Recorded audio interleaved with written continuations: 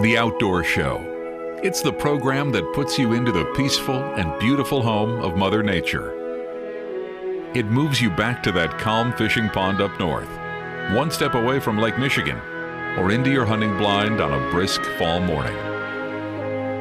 The Outdoor Show. It's a peaceful program. This is not your mother's outdoor show. This is the WHTC Outdoor Show, hosted by a guy who literally has hunting in his name. Tom Meddendorp is Dutch for Village in the Maiden, or King's Hunting Ground. Your co-host, sometimes, is Tim Becker of Powderhorn Guns and Archery. It's time for what really happens when the guys go up north on that hunting trip. It's time for the WHTC Outdoor Show, presented by My Firearms ETS. That's MI Firearms ETS on 1450 WHTC, Holland's news leader. Good morning. Welcome to the Outdoor Show. I'm Tom Beddendorp. My sometimes co-host should be renamed to my no-time co-host at this point. Well, maybe. We'll see if he comes back next week. Anyway, I'm here with Josh Mapes and Kyle Hubers of Overdrive Outdoors. And we're going to talk a little bit about woodchuck hunting. Good morning. How are you guys? I'm good. A little tired, but we're here. A little tired? Don't you get up early every morning and go after them woodchucks before you go to work? I don't usually get up this early to go to work. Man, what kind of job you got? A fun one, I'll tell you that. Not woodchuck hunting, but that's our second time thing. So. Well, woodchuck hunting can't be very fun if you lay down in the wrong spot. I've heard rumors of a guy that recently laid down in a ditch covered in poison ivy, but we're not naming any names. Josh learned what poison ivy actually looks like now. So I said we're not naming any names. Oh yeah. Sorry.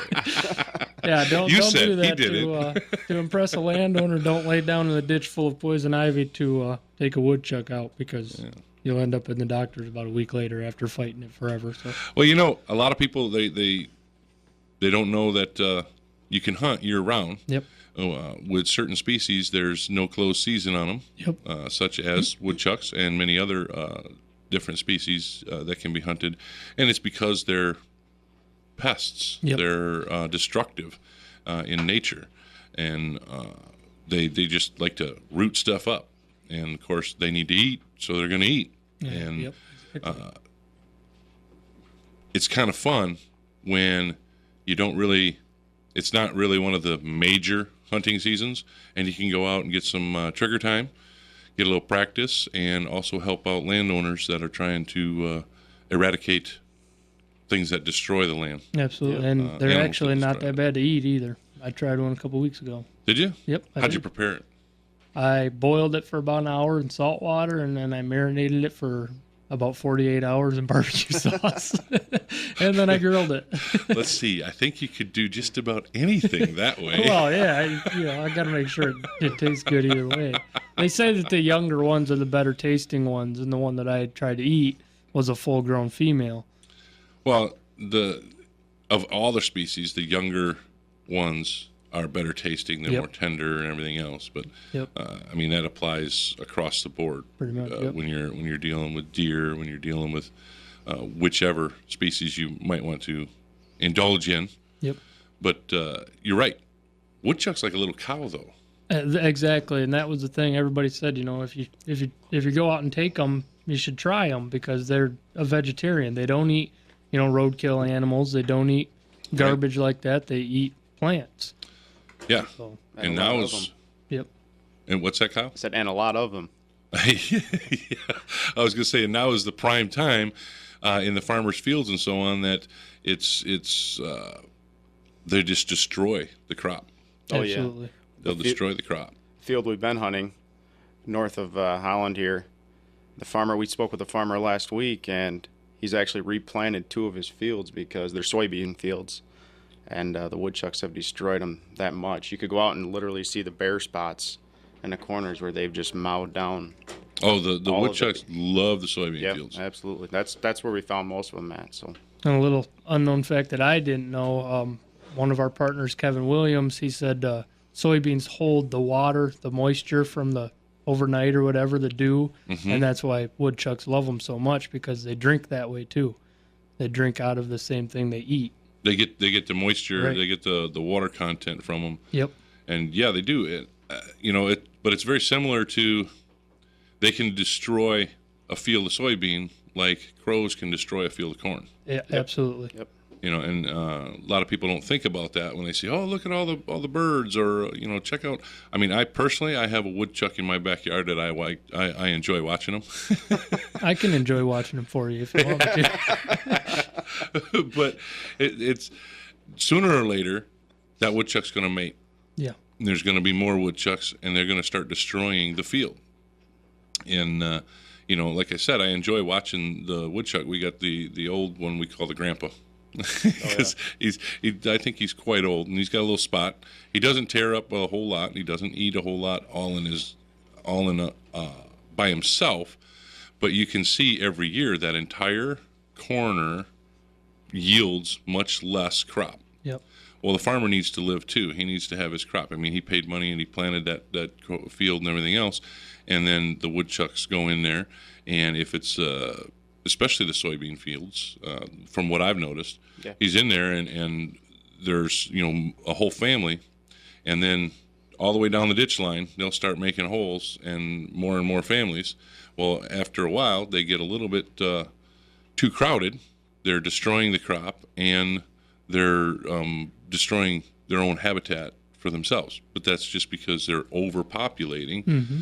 And so to hunt them helps us to control that population of the woodchucks. Just in like those every areas. animal. They're always going to need some kind of population control. Well, look at they give out the deer permits Yeah. in crop damage areas in order to bring down the number of deer so they don't damage all the crops. Yep. Yep.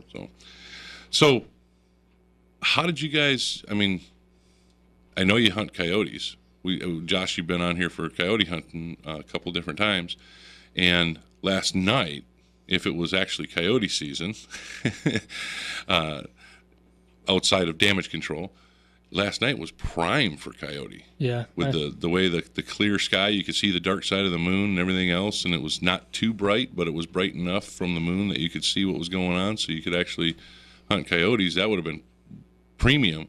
Can you hunt the woodchucks the same way? Is there a time that you can hunt them at night like you can coyote? As far as I know, they're not a nocturnal animal like a coyote are. We have actually talked about that, wondering if they were active at all at night, and we haven't seen anything to prove it. I mean, we're not running trail cameras or anything on any of these fields, so we can't say for sure, but by all the research we've done, they're not. They go into their den at night and don't come back out until the sun comes up. Yep. That's just from That's what we've kind seen. of what we do. Yeah. Exactly. Unless you're a coyote and then you're out all night. I thought about that because you guys were coming on this morning, and I thought, this would have been a prime night. The way everything's set up with all the nice clear, the wind was pretty much dead. Yeah. So they'd have to get in close to scent you and everything else, and I thought that would be prime. That would be beautiful. These nice mornings and nice afternoons have been getting me itchy for coyote season, but we still got till July 15 to go back for that. And nighttime season doesn't start till October 15, so. There you go. I didn't know the date for when nighttime started on them. But daytime, you got starting July 15th till October 15th. Yep. And you can continue daytime even when there's nighttime. Yep. Right. And the now I can't even remember what I was thinking of. I can't either.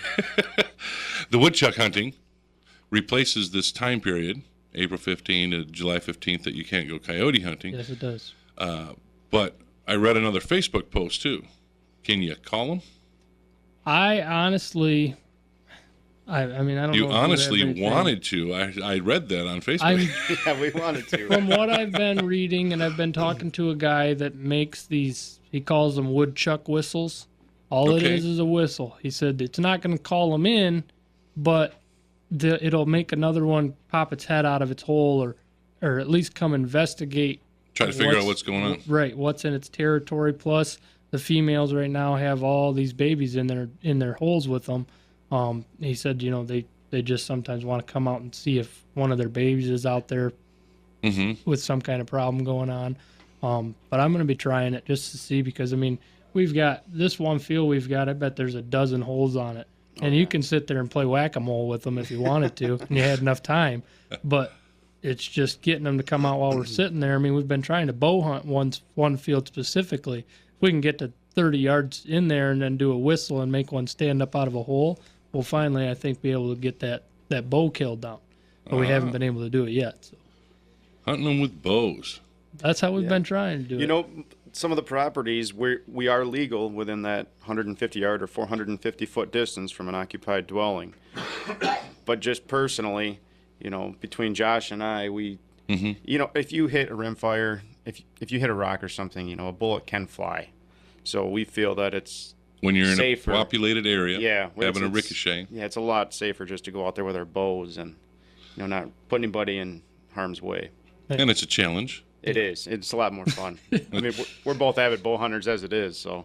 So when you were laying down in the poison ivy, did you have your bow, Josh? Nope, I had to rimfire that day. That was the day we first met the landowner, and I think when we walked out on this one particular field, we saw six or seven different woodchucks running across this field, and all he wanted was them removed, and not making the right judgment call. I just laid down in the ditch prone and ended up being in a poison ivy bush.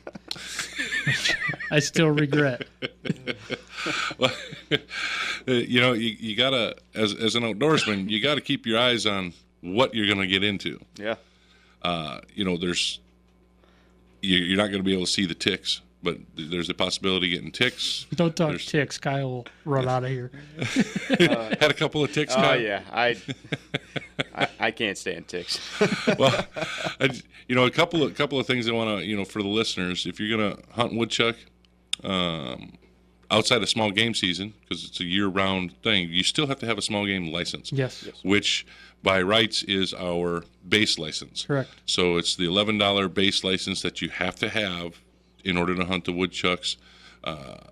Just because there's no closed season doesn't mean that you don't have to have a valid hunting license. Correct. And the valid hunting license you get by way of having completed hunter safety and being educated in gun safety.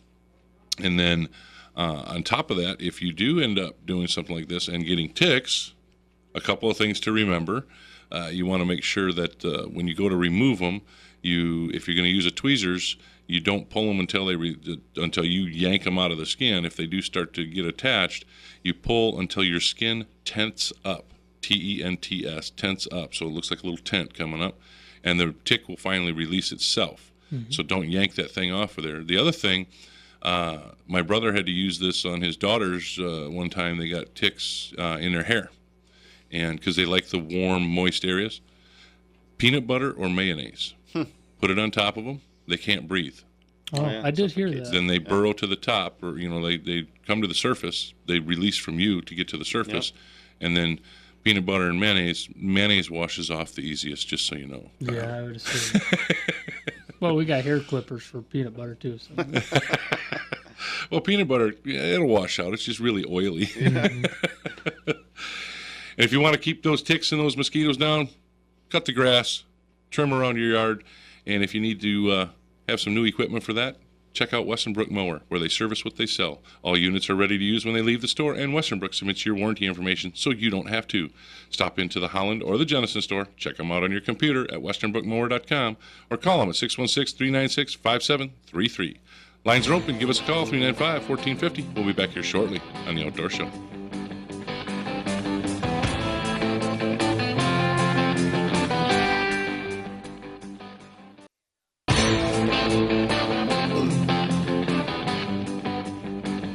Welcome back to The Outdoor Show, brought to you by Michigan Firearms, your personal protection and concealed carry specialist. We're better than the rest because we're the best. We're back, ready to talk with you. Give us a call, 395-1450. I'm here this morning without my sometimes co-host. I don't know if anybody out there actually remembers my co-host. His name is Tim. I remember Tim. It's like he just left left forever, moved away or something. Moved to Canada. He did move to Canada for the last 4 weeks. Anyway, anyhow, I'm here with Josh Mapes and Kyle Hubers of Overdrive Outdoors. And Overdrive Outdoors, we talked a little bit about the woodchuck hunting. We'll get back to that. But we have a short segment right now before we have to go to the next break. And I just wanted to kind of get a little scoop on Overdrive Outdoors. How'd this all happen? Oh, about a year ago now. I think we're just about to our year point. I'm on so many social media sites on Facebook. There's all these hunting sites and everything, online forums, everything. And the most common thing you see on those anymore is people arguing about your choice of trophy. You can't go shoot a spike buck anymore without having 9 out of 10 people make fun of you for shooting that buck. Even if it's a trophy in your eyes, it's just not right for you to be shooting that animal. It's not that it's not right. They opinion. like to ridicule and say, well, how come you didn't get a big one? Right. Well, there's only so many big ones. Yep. And not everybody's hunting just for that trophy. Exactly. And, I saw things from kids on the youth hunt shooting that first little doe, whatever deer it is, their first deer, and they're so proud of it. And then they get ridiculed to the point where they're no longer proud of it. They're just sad about how bad they're being made fun of, how bad everything went for them. When I started Overdrive, it was after seeing that. Overdrive is we don't allow any kind of arguing like that at all. If you say one thing to ridicule somebody's choice of a trophy, whether it be a fish, an animal, anything, you're gone. We ban you. We don't deal with it. We won't allow it. We want the kids to come in and know that this is a safe place for you to come, share your stories, share your experience, your pictures. We share pictures all the time from people. Now, Overdrive Outdoors, when we're talking about kids coming and doing this, sharing it, it's on Facebook we're talking about. Yep. Correct. Right? Yep. And we've been having some talk behind the scenes of trying to get some people out again for the youth hunt this year, doing videotaped hunts for them. We continue to try to get people into the outdoors with us. We've done giveaways. We've got a hunt giveaway going on right now for the fall of 2016. Once our Facebook page hits 15,000 likes, and then one of the companies we're working with on this is Northern Michigan Outfitters. They have to hit, I believe, 20,000 likes, and we're giving away a free 3-day, 2-night predator calling weekend up in the Upper Peninsula. Nice. And we're going to videotape that. So yeah, I mean, Overdrive is just it just was something that came to me that said, I want people to have, I call it the safe haven. People can come there, like I said, with no fear of being ridiculed because we just don't allow it. And I mean, that's just like the woodchucks and everything we're posting.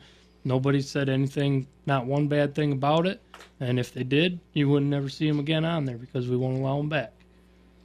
Well, and the idea that you're not going to have a whole bunch of trophies out there for everybody to get a trophy. It kind of goes along with, you do well at something. You may not be the best, right, but you accomplish something personally, right, and you feel good about it. Right. And then when somebody comes in and says, "Oh, that's nothing," it's very destructive to a kid who's learning about hunting. He's getting out there and he's trying something. I mean, you talk about becoming better at hunting. That's something where I don't think any of us is ever going to master it. It's something that we get better every single year of our lives, no matter how old we get. Yep. So it's something that I have to commend you on the fact that keep people off there from bashing, so to speak. Yeah. It's just wrong because I think my kid's first fish. The first fish he ever caught was just an itty bitty little thing. That was he smiling? That's the biggest thing. Oh, he was smiling. He was excited. Yep. Yeah. Of course, he was only 2.5. Right. Yeah. But nowadays, you post that, you might get some people saying, "Oh, look at the smile on his face, good for you," and then you're going to have people saying, "Oh, I hope you threw that back." Why? If the kid caught it, it's a legal fish. Let it be. That's all it needs to be. If he's doing it legally, you got no reason to complain about how anybody does anything. This is true. He may have. Of course, we did throw that one back, but if he wanted to eat it and fry it, it's a small fillet. I can make that work. I'm pretty good with a knife. Yeah. Right. And he can eat it. Yeah. So, I think that's awesome that you guys are doing this. Now, with Overdrive Outdoors, it's all types of hunting and fishing, right? Yep. And we allow anything. I mean, if you ride horses, post pictures. We don't care. I post pictures of myself camping. Yep. This time of year, my family and I, Oh, did you? we travel around the states. As long as you're not posting stuff about, oh, look at what I shot on my video game today, we're good. Yeah. There's only one way to keep the tradition of hunting and being outdoors alive, and that's to get everybody involved in it. Oh, you got to pass it on. Yep. Every tradition needs to be passed on. I went to the Facebook page while we were talking, and I'm buzzing around here a little bit. I saw it last night, the Jimmy Houston, where he pulled in 3 bass on one. I could never do that. No. I thought that was pretty awesome. I noticed you have some pictures of coyotes and anxiety for getting out there and hunting coyote and so on. We're ready.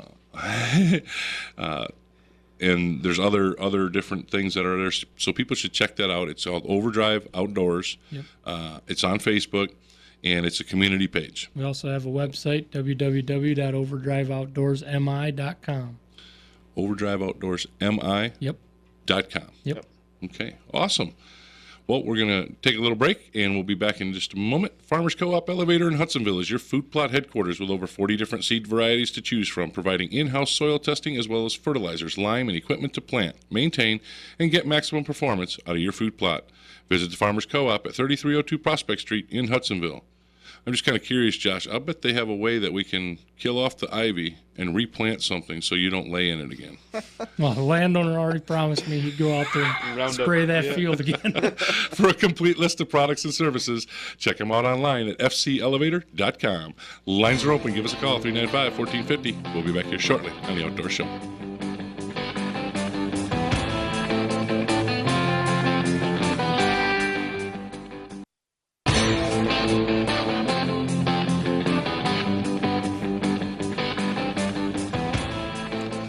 Welcome back to The Outdoor Show, brought to you by Powderhorn Guns and Archery for all your arrow knocking, gun cocking, fish hooking, flag waving, stand up and sing, God bless America hunting and fishing needs. Lines are open. Give us a call, 395-1450.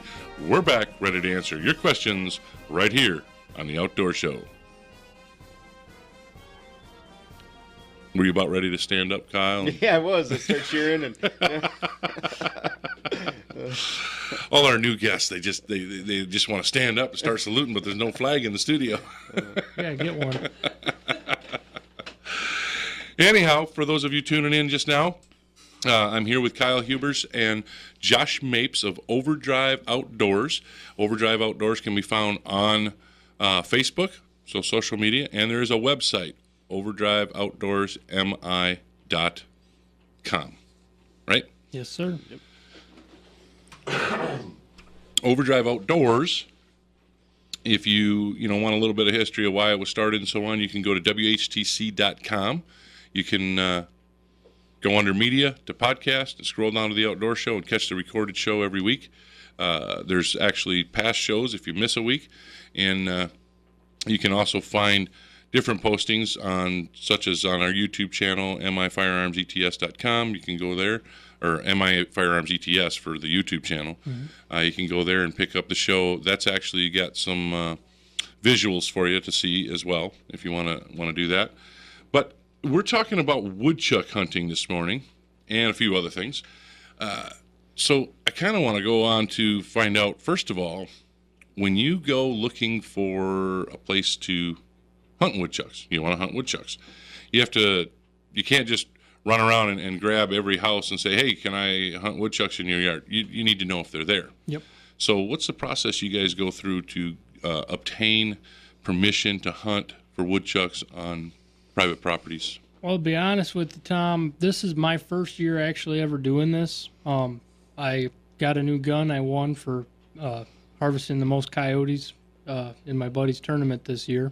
So really? I got a 17 Winchester Super Magnum fire rifle, and that's what kind of got me started on this. I wanted to just go out and do this. It was another 3 months that I could spend out in the woods with my kids and my friends and stuff, getting video footage also. And my biggest thing was I didn't know either where to look. I didn't know that, these farmers have been telling me. I got to pause you for just a second. I'm glad that you learned what poison ivy looks like before you take your kids in it. Yeah, me too. We're just going to keep going back. Let's just talk about poison ivy. I honestly didn't know that there was specific crop fields that woodchucks liked. I always thought that if there was food, there was woodchucks. Now, these farmers recently that we've been talking to have explained to me that if they plant a field in beans one year, they'll have woodchucks. Then they replant that field next year with corn. There's no woodchucks. Yeah, when they rotate the crops, the woodchucks actually will rotate their living quarters, so to speak. It seems like the biggest thing they want to find are those beans. Oh, they love the beans. Yep. They love the beans. And see, I did not know that. Okay. I spent probably 4 or 5 days straight. Well, not straight, but when I had a little bit of time driving around, just knocking on people's doors. Okay. I've got basically one whole block out towards my house in West Olive that I have free range over, and it's split between beans and corn and beans and corn and beans and corn. And they like to get themselves in areas of transition. Yes. Where they're going to build their dens. You got wood lines, you got fence lines, you got ditch lines, and that's where we've been finding all these hills or all these holes is right on these edges. Yep. We've got one that keeps on coming out of a hole that's underneath the billboard, but all it is a little bit of brush underneath there, and it's got holes everywhere underneath there. Now I've got another spot.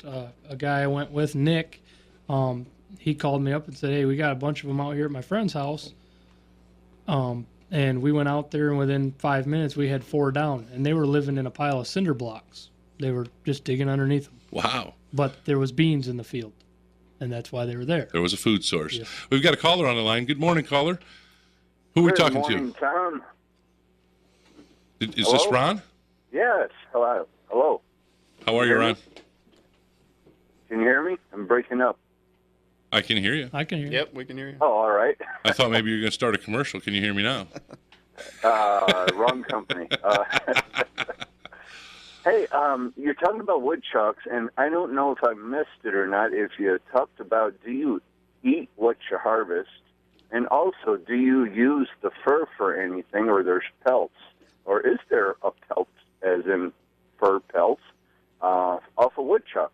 Do you just tan it out or something, or things like that? I'll tell you, Ron, that's a really good question. Well, thank you. It took me a cup of coffee to figure it out. Well, you had to have that cup of coffee. Did you get your Biggby? Say yes, you got your Biggby. Not yet. Cause I'm getting ready to do some bounce houses this morning. So you're going to head by Biggby on your way out, because they have 2 locations over there. They got the Chicago Drive and 120th or Waverly, and then they've also got the location off of Douglas across from the D&W. Yeah, the one people don't know about too much. It's hidden there in that little mall. It's a great place, great workers there. Oh yes, it's definitely it's easy on, easy off. Going through the drive-through and stuff is within the parking lot there. It's a pretty nice place, and you can stop in and get your Uncle Tom's favorite, right? Well, I like the Black Bear. Okay. Yep, that's a good tasting one. You get that, if people haven't tried Biggby, they really got to get over there and try Biggby, don't they, Ron?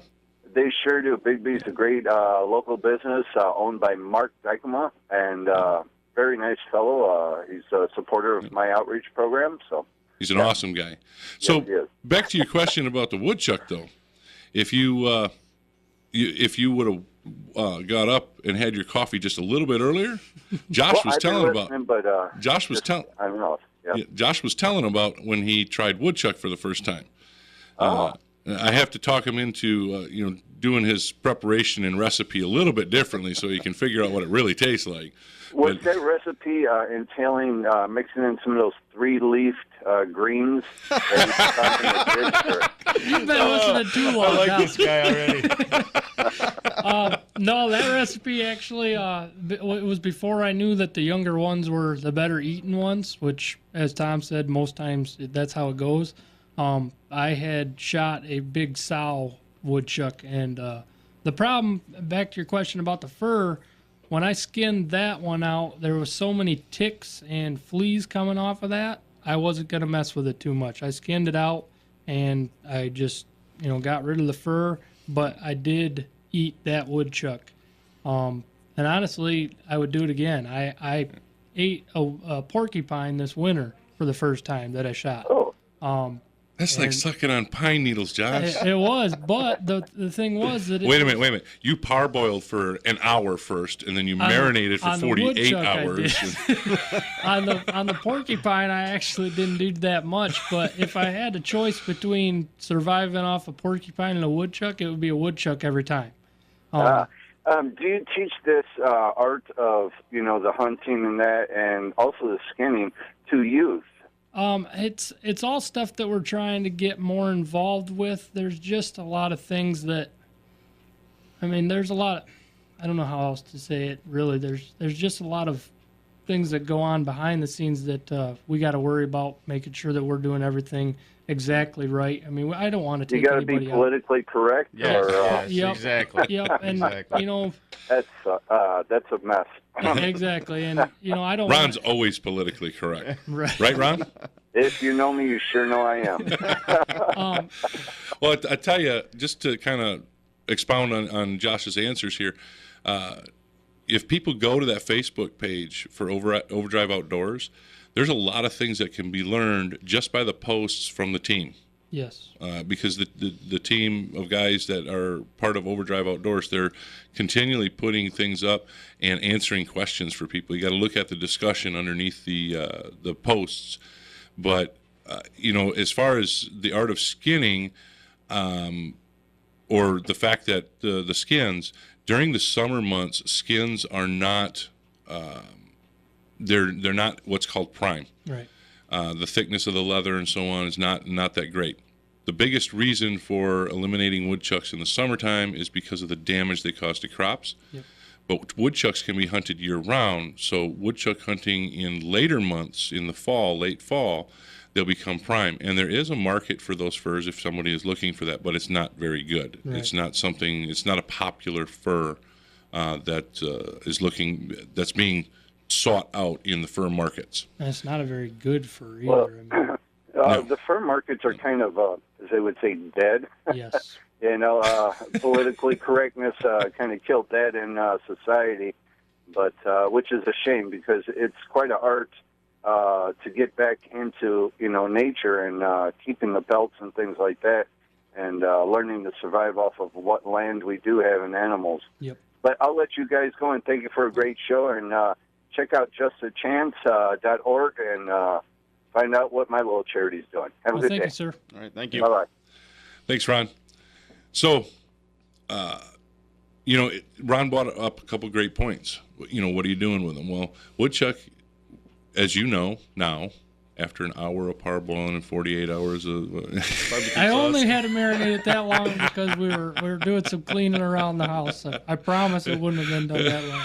It was pretty good, and people at work tried it. My kids tried it, and nobody complained about it. So it's all good, Josh. I'm just harassing you. I know. There's Might not as many well talk people. about poison Not many ivy. people want to eat food from the Rodentia family. Right, exactly, and that's kind of the biggest thing too. I usually don't want to go out and take an animal for no reason. Right. Not that this is for no reason, because the woodchucks are causing tremendous damage to this guy's fields, and without the farmers, we have nothing. Right. So we try to do what we can. For Plus, those it who opens aren't up going to property. eat wild meat, and they need the farmers, Yep. we're trying to help to make sure they can do that. Exactly. Right, exactly. So, it just I don't like to be wasteful, but there are times where you kind of have to be, if that makes sense. I don't find it to be wasteful. I find it to be stewardship. Right. Stewardship means that we control the populations so that wild and humankind can get along. Right. As far as habitat and so on, because we drive things out. Yep. Through habitat as we destroy habitat when we're building homes and so on and other buildings. But the farmers have the fields. The farmers need to make a living. The farmers can't make a living if the animals are destroying everything that they're planting, and they got to replant all the time. So we're doing some control measures. Absolutely. As well as enjoying the harvest. The outdoors. The Outdoor Show is brought to you by Advantage Marine in Zeeland with competitive prices and personalized service to meet all your needs. Repair, storage, winterizing, parts, and more. Call Advantage Marine in Zeeland at 616-748-9235 or stop in and see Dave at 8755 Riley Street in Zeeland. That's at the corner of 88th and Riley on the northeast side of Zeeland. Lines are open. Give us a call, 395-1450. We'll be back here shortly on the Outdoor Show.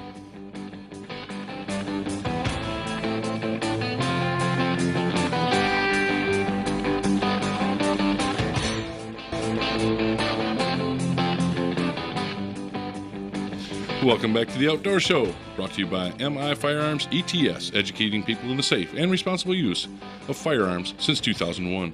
MI Firearms ETS offers education, training, and supply, the best you can find anywhere. Classes are offered regularly. Class sizes are limited. Register early to reserve your spot, 616-218-7328, or find us on your computer at mifirearmsets.com. We're back, ready to talk with you. Give us a call, 395-1450. I'm here with Josh Mapes and Kyle Hubers from Overdrive Outdoors, and we're talking about woodchuck hunting and a few other things mixed in there, because we like to mix it in, you know, recipes and other things. Poison ivy. Just say it. Just say it, Tom. Well, I kind of got a chuckle out of Ron's comment about your herbs and your marinade being of the three-leaf type. So we started talking before we got into talking about the stuff that Ron brought up, going and asking permission. Going around asking permission, looking at the fields, finding fields that it looks like these are good fields to produce food, and where there's transitions that the woodchucks may be making their homes. When you go to the farmer, Kyle. Yep. That's directed. Yeah, I see that. I'm on the spot now. When you go to the farmer, give us a few tips if somebody's going to go out there and they're going to ask permission, a few things about asking permission that they should remember. Well, first off, I mean, always be polite, because you will run into some scenarios where people don't really want you on their property asking for permission in general, and be respectful of the landowner. Second off is one thing we always try to approach this, how we approach a situation is we always want to make sure we are not asking for permission to hunt deer on their property. And generally, after you kind of share that with them, they open up, because there's so many different, varmints, predators, everything else that we enjoy hunting that can be a lot closer to home. Right. And they also, with the farmer, this particular scenario was easy because he's already replanted 2 of his fields, so he was desperate to very find interested somebody. in getting rid of them. Somebody, and we don't ask for any money or anything in return. It's a hobby of ours, so they love that. And then word of mouth, it just gradually spreads to all the bordering farmers. Well, so we've got another caller. We'll come back to this in just a moment. Good morning, caller. How are you? Wonderful. How about you guys? Excellent. First name only needed. Who are we talking to? Bill Gruppen, and I'm out here north of Zeeland, out Borkilo area. Farmer out here, and you're talking about the woodchuck situation. Yep. And we're kind of getting overrun with woodchucks, so we need guys to come out to the farms and hunt these things. You're talking about habitat, you talk about the soybeans, and that's good. They're in the soybeans, but if people want to go out and hunt woodchucks, tell them to look for farmers that are growing alfalfa. Okay. The alfalfa fields are left in alfalfa for several years, so they never get disrupted. Okay. So they'll make up their homes and they'll stay there. Yes. Okay. A good time to hunt woodchucks in alfalfa is right after the farmer cuts the alfalfa and gets it off the field, and then you got about 1 or 2 days, and you'll be seeing them, because they'll come up out of their holes. And what they do, it seems like, is they move off that field until the alfalfa starts to regrow, and then they come back. Okay. They'll move to neighboring fields or fence rows or whatever, and then they'll come back. So you got a couple days after the alfalfa's off the field to hunt them, and then you won't see much of them for a little bit. And then when it starts to regrow and gets 4, 6, 8 inches long, then they start coming back. How often do you cut alfalfa fields? 4 times per summer. Okay. That's your hay cuttings. When you see them cutting for the hay to bale it, you're talking about your first cutting, second cutting, third cutting. You guys bale or chop. Okay. Yeah. And the biggest problem that you got with these woodchucks is they got some pretty good holes in there and do a lot of damage to equipment. I was just going to ask you that, Bill. Trailer. Yeah. The woodchucks will put a hole right in the middle of the field, won't they? Oh, all over. And so when you're running along and you've got your rake going or you got the baler going and you end up hitting that hole, yep, it just jars everything, and yep, that can be pretty expensive sometimes. It can be. I've done quite a bit of damage to equipment over the years with that type of situation. And when you're chopping hay, your knives and your chopper and your mowers and stuff like that will get dull very quick because you run them sand mounds through there. Oh yeah, because they put the mound up when they dig the hole, and then you run your blades right through it. Yep. That can be expensive after a while. Yes, sir. Yep. So, you want to call Josh or call Kyle and talk to those guys?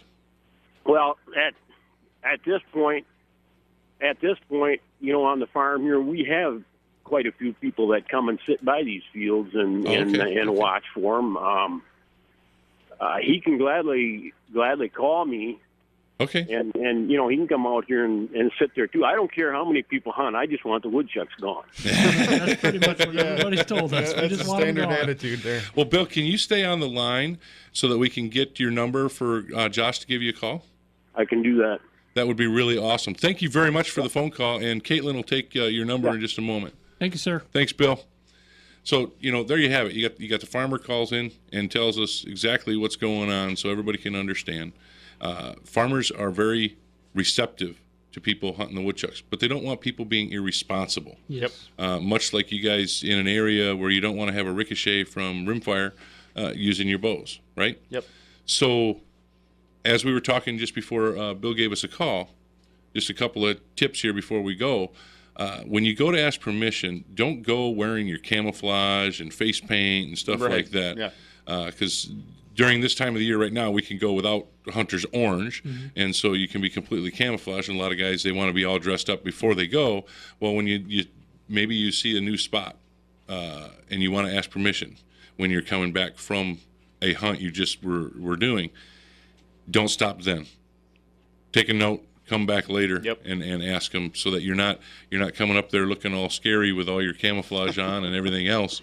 And a lot of people use face paint anymore. I know that, but face paint actually is kind of nice in hot weather because it might run a little bit like makeup when things happen. But to be running with, if you've got the net on, it blocks the airflow and you sweat a lot. So anyway, go up there dressed in street clothes. Be respectful. Thank you guys for coming in, talking about woodchucks. We'll talk to you again soon. Thank you, Tom. And thank you all for listening and participating in this week's show. We'll talk to you again next week right here on The Outdoor Show.